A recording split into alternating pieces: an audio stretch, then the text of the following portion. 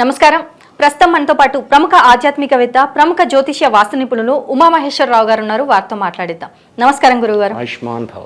గురుగారు, 2024 సంవత్సరం జనవరి నెలలో మరి ద్వాదశ రాశుల వారికి ఎలా ఉండబోతుందంటారు? అలాగే ముందుగా చూసుకున్నట్టయితే మేషరాశి వారికి ఎలా ఉండబోతుంది అంటారు? సర్వమంగళ మాంగళ్యే శివే సర్వార్థ సాధకే శరణ్యే త్రయంబకీ దేవి నారాయణీ నమోస్తుతే. ఓం శ్రీ గురుభ్యో నమః. శోభాకృత నామ సంవత్సరం, మార్గశిర మాసం, నూతన సంవత్సరం 1/1/2024. ఆ రోజు నాడు బహుళ పంచమి సోమవారము, మకా నక్షత్రం 4వ పాదములో ఉంది. సింహరాశికి ఆధిక్యత కలిగి ఉంటుంది. అలాగే ఆయుష్మాన్ యోగం, తైతిల కరణం. ఈ యొక్క తిదివార నక్షత్ర యోగ కరణాలను అనుసరించి మేష వృశ్చికాయోర్ భౌమః అన్నారు. మేషరాశికి వృశ్చిక రాశికి ఆధిపత్యాన్ని వహించిన వాడు కుజుడు. ఈ కుజుడు వక్రించి లగ్నంలోకి వచ్చాడు. వక్రించి లగ్నంలోకి వచ్చినాడు కాబట్టి మేషరాశి వారి యొక్క ఫలితాలు మనం చెప్పించు. వక్రించాడు అంటే ఏంటి? పరాజితుడయ్యాడు. మనం కుజుడి గురించి మనం ఏం చెప్పుకుంటాం? ధరణీ గర్భ సంభూతం విద్యుత్కాంత సమప్రభం అనే ఒకసారి. ధరణీ గర్భ సంభూతం అంటే ధరణికి పుట్టాడు, భూమాతకు పుట్టాడు కాబట్టి కుజుడు యోగకారకుడిగానే ఉండాలి. అయితే ఇక్కడ వక్రించి ధనస్సు రాశిలోకి వచ్చాడు. మకరంలో అంటే ఉచ్చస్థానం నుంచి ధనస్థానంలోకి వచ్చాడు. మేషరాశి వారి యొక్క ఫలితాలు ఏ రకంగా ఉంటాయి? ఈ యొక్క మేషరాశి వారికి అన్ని విధముల శుభదాయకమైన పరిస్థితులు వచ్చాయి. శత్రుస్థానం నుంచి మిత్రస్థానంలోకి వచ్చాడు, అది లగ్నమైంది. కాబట్టి మేషరాశి వారు ఏ పని చేసినా కూడా ఈ యొక్క మాసంలో జనవరి 1వ తారీఖు నుండి 25వ తారీఖు దాకా, 31 చెప్పలేదు నేను, 25 చెప్పాను. 25వ తారీఖు దాకా శుభ ఫలితాలను ఇస్తున్నాడు. ఎటువంటి శుభ ఫలితాలు ఇస్తున్నాడు అంటే అనుకున్న పనిని నిర్విఘ్నంగా చేయగలుగుతారు. కష్టపడైనా ఇష్టపడి చేస్తారు పని. ఏ పనైనా కూడా ఇష్టపడి చేస్తారు. కష్టపడి చేసేదానికంటే ఇష్టపడి చేసే పనే ఫలితం ఎక్కువ ఉంటుంది. కాబట్టి ప్రతి వారిలో కూడా వ్యాపారస్తులే ఉన్నారు. వ్యాపార రంగంలో నూతన విధానాన్ని సమకూర్చుకుంటారు. ఉన్న వ్యాపారాన్నే మరల ఇంకొక వ్యాపారంలోకి నూతన తత్వంగా తీసుకొచ్చే పరిస్థితిని తెచ్చుకుంటారు. కాబట్టి లాభదాయకమైన ఫలితాలు పొందుతారు. అలాగే ఆరోగ్యపరమైన ఇబ్బందులు లేకుండా అత్యంత యోగదాయకమైన పరిస్థితులే పొందుతున్నారు. అలాగే మేషరాశి వారిలో ప్రతి ఆడవారిలో మాత్రం కొద్దిగా ఇబ్బందికరమైన పరిస్థితులు కనపడుతున్నాయి. ఏ రకమైన ఇబ్బందులు? వివాహం అయిన వారికి గర్భాశయమునకు సంబంధించిన వ్యాధులు దరిచేరడానికి అవకాశం ఉంది. దాని గురించి ముందుగానే అంటే తర్వాత చూద్దాంలే, తర్వాత ఎప్పుడు వెళ్దామని అనుకోకుండా దాన్ని ముందుగా జాగ్రత్త పడితే ఏ విధమైన వ్యాధులు రాకుండా ఉంటుంది. అలాగే వృత్తిపరమైన వారు ఏదైనా వృత్తి రంగంలో ఉంటారు. ఫర్ ఎగ్జాంపుల్ ఒక కరెంటు వర్క్ చేస్తుంటారు. వాళ్ళకి కూడా ఎక్కువ లాభదాయకమైన పరిస్థితులే పొందుతూ ఉన్నారు. అలాగే ఉద్యోగ రంగంలో ఉన్న వారికి ప్రమోషన్స్, ఇంక్రిమెంట్స్, ట్రాన్స్ఫర్స్ కూడా అవుతుంటాయి. అలాగే ఒక ప్రమోషన్ వచ్చిందంటే ఇంకో చోట ట్రాన్స్ఫర్ అవుతారు. దానివల్ల ఆదాయం పెరుగుద్ది. అటువంటి లాభ ఫలితాలను పొందుతూ ఉన్నారు. అలాగే ప్రతి వ్యక్తి కూడా ఈ యొక్క నెలలో ధనుర్మాస విధానంలో ప్రారంభం అవుతుంది తర్వాత. కాబట్టి ఈ యొక్క మేషరాశి వారు ప్రతిరోజు ఉదయాన్నే లేచి వినాయకుని యొక్క ప్రతిమను కానీ లేదంటే ఆర్క గణపతి అని ఉంటుంది. తెల్ల జిల్లేడుతోటి తయారు చేసిన ఆ గణపతి ఉంటుంది. ఆర్క గణపతి అంటే అది 2 అంగుళాలను మించి ఉండకూడదు. చాలామంది పెద్ద సైజు విగ్రహాలు కొనేస్తారు.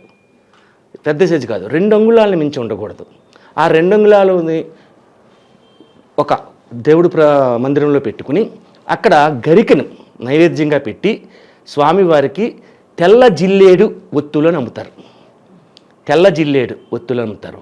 అలాగే ఆ తెల్ల జిల్లేడు ఒత్తులను తీసుకొచ్చి ఆ జిల్లేడు ఒత్తుల్లోని ఏ రకంగా పెట్టాలి దీపం? ఒక ప్రమిదిలో 4 తెల్ల జిల్లేడు ఒత్తులు పెట్టాలి. 4 తెల్ల జిల్లేడు ఒత్తులు పెట్టి మధ్యలో పువ్వొత్తులాగా పెట్టాలి. పువ్వొత్తు అంటారు, ఉండకంద ఉంటుంది. ఆ పువ్వొత్తు కింద పెట్టాలి. 4 పెట్టాలి, మధ్యలో 5వ పువ్వొత్తు ఉండాలి. ఇందులో ఒక 100 గ్రాములు నువ్వుల నూనె, 100 గ్రాములు విప్ప నూనె, 100 గ్రాములు ఆవు నెయ్యి, ఈ 3 కలిపి మిక్స్ చేయాలి. మిక్స్ చేసి ఆ నూనె పోసి ఈ 5 ఒత్తులు వెలిగించాలి. 5 ఒత్తులు వెలిగించిన తర్వాత విఘ్నేశ్వర ప్రార్థన చేయండి. విఘ్నేశ్వర ప్రార్థన చేసిన తర్వాత మీకు వచ్చినట్టుగా పూజా విధానాన్ని తెలపండి. అంటే 108 నామాలు చదవడం చాలా మంచిది. విఘ్నేశ్వర స్వామిది అష్టోత్తర నామావళి చదవండి. ఆ తర్వాత ఆయనకి నమస్కరించుకుని ఆ రోజునాడు మధ్యాహ్నం భోజనం చేసే సమయంలో చిక్కుడుకాయ కూర తినాలి. చిక్కుడు ఉండాలి, గోరు చిక్కుడు కాదు, మామూలు చిక్కుడు ఉంటుంది. ఆ చిక్కుడుకాయని కంపల్సరీగా తినాలి. తర్వాత సాంబార్ వేసుకోవచ్చు, పప్పు వేసుకోవచ్చు, ఏదో ఇంక ఉన్న తర్వాత వాళ్ళ ఇష్టం. ఆ రకమైనది ప్రతిరోజు చేయాలి. అలాగా చిక్కుడుకాయ కూర అవసరం లేదు. మొట్టమొదటిసారి చేసినప్పుడే చిక్కుడుకాయ కూర, తర్వాత ఏ కూర తిన్నా పర్వాలేదు. లేదంటే ప్రతిరోజు చేయలేకపోతే వారానికి ఒక్కరోజైనా చేయాలి. 4 వారాలు 5 వారాలు వస్తుంది. 4 వారాలు చేయాలి, ఒక రోజైనా చేసుకోవాలి. అది సోమవారమే చేయాలి. ప్రతి సోమవారం ఇంట్లో పూజ జరిగిన తర్వాత శివాలయానికి వెళ్ళి, మరి గణేషుని పూజించిన తర్వాత తండ్రిని పూజించకపోతే ఆయన ఒప్పుకోడు. గణేషుడి దగ్గర నుంచి అయిన తర్వాత శివాలయానికి వెళ్ళి ఒక కొబ్బరికాయ, లేదు ఒక పాల ప్యాకెట్టు, లేకపోతే ఒక పెరుగు ప్యాకెట్టు, ఒక చందనం డబ్బా, ఏదో ఒకటి పట్టుకెళ్ళి అక్కడ స్వామివారికి అర్పించి నమస్కరించుకుని అక్కడ కూర్చుని రామనామ జపం చేసుకుని అప్పుడు ఇంటికి రావాలి. ఈ రకమైనటువంటి ఏర్పాట్లు చేసుకుంటే ఈ మేషరాశి వారికి అన్ని విధములుగా శుభదాయకమైన ఫలితాలు పొందుతారు. ఇది 25వ తారీఖు దాకా. 25 దాటిన తర్వాత ఉన్న 6 రోజులకి వచ్చిన సమస్యలు ఏంటి? చేసే పనుల్లో అనుకోని వ్యక్తులు కలిసి చేసే పనుల్లో ఆటంకపరచడం, ప్రతి వారితో వివాదాస్పదమైన పరిస్థితులు కలగడము, భూ విక్రయాలు చేయాలన్నా, భూమి కొనాలన్నా, లేకపోతే ఇల్లు కట్టాలన్నా ఆటంకపడిపోయే పరిస్థితులు వస్తాయి, అడ్డంకులు కలుగుతాయి. ఏ పని కూడా సక్రమంగా జరగదు. కాబట్టి ఈ 6 రోజులు మేషరాశి వారు అత్యంత జాగరూకతగా ఉండి ఆచితూచి మాట్లాడుతూ ఎదుటివారు చెప్పే మాటని ప్రశాంతంగా వినాలి. ముందు వినదగును ఎవ్వరు చెప్పిన వినినంతనే వేగపడకు వివరింపంగన్ గనికెల్ల నిజము తెలిసిన మనుజుడిపో నీతిపరుడు మహిళ సుమతి. ఈ పద్యాన్ని గుర్తుపెట్టుకోవాలి. వాళ్ళు ముందు చెప్పేది వినాలి. అది ఏం చెప్తున్నారో విన్న తర్వాత సరే చేద్దామండి, తప్పనిసరి చెప్పింది చాలా బాగుందండి, చేస్తాం అని చెప్పేసి మాట ఇచ్చేయాలి. వాళ్ళకి ఉన్నది ఇవ్వాలి, కానీ చేయకూడదు. ఆలోచించుకోండి. వీళ్ళు ఆలోచించుకుంటే వీరి ఆలోచనకే దాని యొక్క తాత్పర్యం బయటకు వస్తుంది. అది చేసుకోవాలి.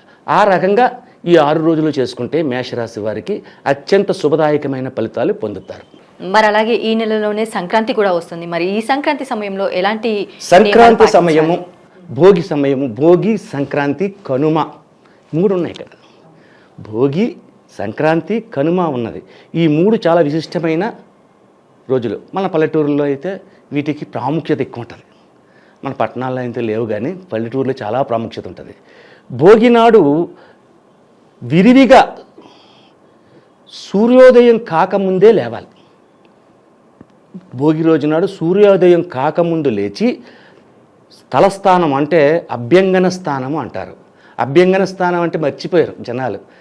ముందుకు ఒంటి నిండా ఆయిల్ పట్టించుకుని, నలుగు పెట్టుకుని, కుంకుడు రసంతో కానీ సీకాయ పొడితో కానీ, షాంపూ కాదు, వాటితో తలస్నానం చేయాలి.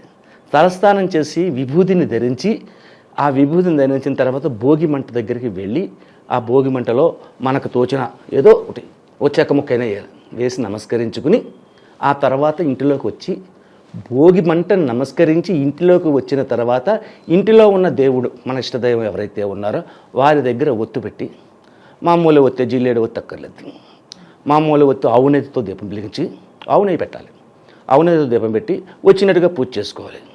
ఆ తర్వాత ఆహార పదార్థం ఎలా పిండి వంటలు ఉంటాయి అవన్నీ తీసుకోవాలి. తర్వాత కంపల్సరిగా సాయం సంధ్యా సమయంలో, ఉదయం కాదు కానీ సాయం సంధ్యా సమయంలో సూర్యాస్తమయం అయ్యి చంద్రోదయం జరుగుతున్న సమయంలోని టెంపుల్కి వెళ్ళాలి, గుడికి వెళ్ళాలి. ఏ గుడికి వెళ్ళాలి? విఘ్నేశ్వరుడి గుడికి వెళ్ళాలి. అక్కడ కూడా విఘ్నేశ్వరుడి గుడికి వెళ్ళి ఒక కొబ్బరికాయో ఒక అరటిపండు ఏదో పెట్టి నమస్కరించి వచ్చేయాలి. మరుసటి రోజు సంక్రాంతి వస్తుంది. సంక్రాంతి అంటే చాలా ప్రాముఖ్యతమైన రోజు. కొత్త బట్టలు ధరిస్తారు, కొత్త అల్లుళ్ళు వస్తారు, ఇంటికి పిల్లలు వస్తారు, కోలాహలంగా ఉంటుంది, పండగ వాతావరణం అంతా అక్కడే ఉంటుంది. ఆ యొక్క రోజునాడు క్షీరాన్నం, సంక్రాంతి రోజునాడు మీరు ఎన్ని పిండి వంటలు వండినా ఏం చేసినా చేయకపోయినా క్షీరాన్నం వండాలి. క్షీరాన్నం వండి కృష్ణుని యొక్క పటమ దగ్గర కృష్ణుడు ఉండాలి, శ్రీకృష్ణ పరమాత్ముడు ఉండాలి. శ్రీకృష్ణ పరమాత్ముడి దగ్గర కూర్చుని ఆయనకి క్షీరాన్నాన్ని నివేదన చేసి, క్షీరాన్నం ఉండడం కుదరకపోతే పాలైనా సరే, ఉత్తి పాలు, ఆవు పాలు అయితే మరీ మంచిది, ఆ పాలు పెట్టి నివేదన చేయాలి. ఆ పాలుని బయట వారికి ఎవరికి ఇవ్వకూడదు, ఇంట్లో వాళ్ళందరూ సేవించవచ్చు. అలా చేసుకోవాలి. అలాగే సంధ్య సమయంలో సరదాగా ఆటలు పాటలు ఏ ఉంటాయి, పిక్నిక్స్ ఉంటాయి, అన్నీ జరుగుతాయి, అవన్నీ అయిపోతాయి. కానీ ఈ యొక్క రోజునాడు ఇలా జరిగితే మరుసటి రోజుని కనుమ వస్తుంది. కనుమ రోజుని చాలామంది నాన్ వెజ్ తింటారు. కానీ శాస్త్రపరంగా చెప్పాలంటే కనుమ రోజు నాన్ వెజ్ తినేయకూడదు, ఇటీవల కాదు. చాలామంది అంటే 100కి 90 మంది నాన్ వెజ్ తింటారు. కానీ కాదు, ఆ రోజునాడు కూడా పిండి వంటలతోటి భోజనం చేసి జీవహింస చేయకూడదు. నాన్ వెజ్ అంటే మరి జీవహింస. ఒక కోడి ఉందంటే కోడిని కోస్తారు, వండుతారు. ఓ మేకన్న ఏదైనా జీవహింస అవుతుంది. జీవహింస చేయకూడదు, ఏ ప్రాణిని చంపకూడదు.